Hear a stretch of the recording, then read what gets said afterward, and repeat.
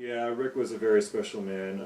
I met him several years ago at some workshops that Rodney would give, and we quickly became friends. And we would often see each other at Rod's workshops and trainings, and always had a great time together. And he was a really special guy. And I remember one training in particular in Northampton, Mass. Rodney had come to me and he said, "You know, Rick is in the hospital." And I said, "Well, what's going on?" He said, "I really don't know. I just know that he's in the hospital and he's very sick."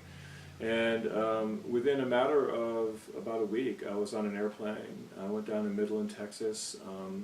Rick had been a guide on a river. He was a river guide and had developed melanoma on his back many years ago. Well, now it was back and it had become metastatic, so he was really facing his own intimate death. And I went down, I spent about a week with him, and one of the most touching things I've ever seen in my life was, we were in his room. It was early in the evening one night, and Rick was an amazing flute player.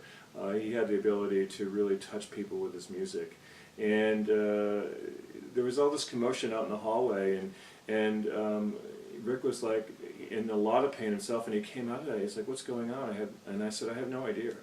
Well, one of the patients right across the hallway had just died, and Rick actually had talked to him. And he looked at me and he said, he goes, "Help me up." And I was trying to persuade him not to do that, and really he was very insistent, and we got him up and into his wheelchair, and he said, "Grab my flute."